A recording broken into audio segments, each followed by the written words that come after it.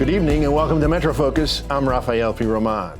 With concerns mounting over emerging cancer clusters in parts of New York, both the city and state have pledged funds to investigate the potential dangers. Mayor Bill de Blasio recently committed $350,000 to look specifically at the Fresh Kills landfill site on Staten Island, which was shut down 16 years ago, but was once the largest landfill in the world and was used as a dumping site for debris from the World Trade Center following 9/11. The push to examine that particular area and the residents whose health may have been impacted by it was spearheaded by New York City Council member Joseph Borelli, whose childhood bedroom faced the Fresh Kills landfill. Councilmember Borelli joins us now. Councilmember, thanks so much for joining us today. Thank you so much, Rafael. So first of all, Councilman, what are the cancer statistics of your borough that make Staten Island, or at least a part of Staten Island, a cancer cluster? Well, they're alarming, and they're the type of cancers that you really don't want, if you could imagine that.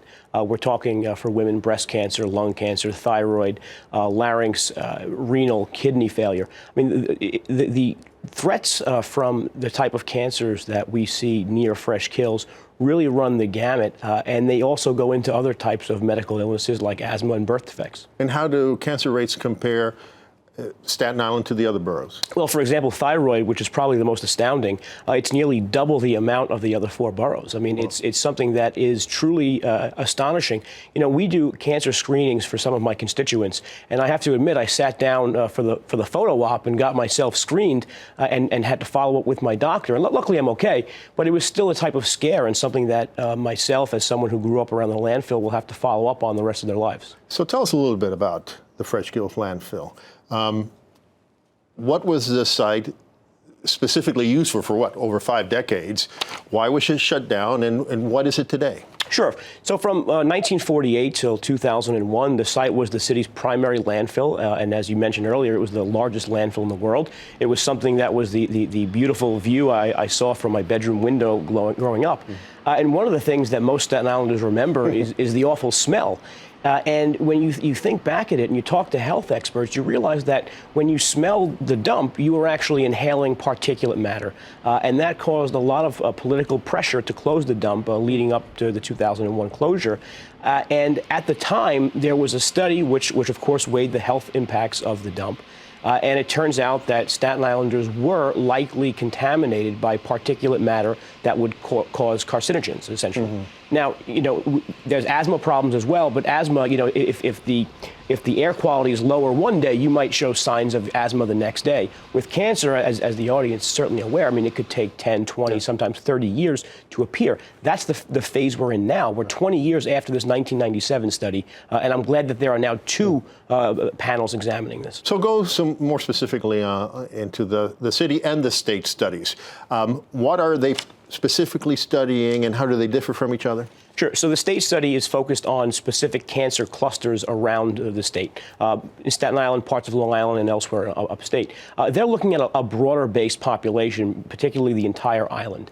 The city's study is more focused on those people who live in about 24 census tracts around Fresh Kills. People like me who were really, I mean, you know, like I said, it was something that I could smell on a weekly basis. When it was hot and the wind was right, you knew you lived next to a landfill. So the city's focus is on that. The long-term effects are not necessarily there. The city has taken efforts to cap and seal and clean both of the sites.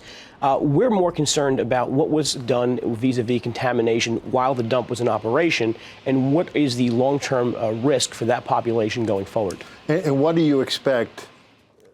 What is the study?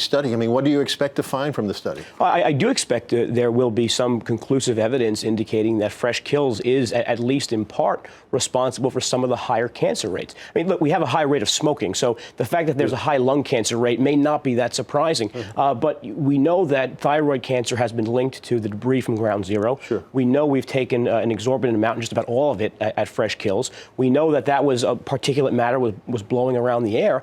So and actually, that was after Fresh Fresh Kills was closed down, right? It reopened to take the debris from 9/11, which, as we know, has hurt the health of a lot of the first responders. Of course, Staten Island, we have a lot of first responders, so people are also suffering from thyroid cancer from that. But we've also had sanitation workers and different types of labor workers in the building trades who have also been exposed while they were on Fresh Kills, sifting through the rubble. It's something Staten Islanders are proud of, the fact that we have participated and contributed to some degree in the 9/11 recovery efforts. But if there is a health risk related to that for the general population, we need to know, and we need to duplicate some of the screenings we do for first responders for people that live near Fresh Kills. So if it's determined without question that there is a link between Fresh Kills and the cancer and other diseases that are suffered by people in Staten Island, what then? What do you do then? Sure. Number one, people need to know about it. They need to be aware. The medical professionals who service these populations, and many of these people have moved on. They've moved on around the country. They've moved on to the rest of their lives. But they need to be made aware. The medical professionals need to be made aware. And we need to do more to ensure that screenings and different type of preventative measures are being done for this population. Thankfully, the landfill actually generates between $10 to $12 million a year on the sale of methane gas and some of the tax credits we get for clean energy. So there is a revenue source to provide some services for these people. That's ideally the long-term, not solution, because there really is no solution for cancer at this point, but this is the long-term preventative measures we can do to help people on Staten Island. All right, Councilman, well, thank you so much for joining us today and for all your efforts to get to the bottom of this.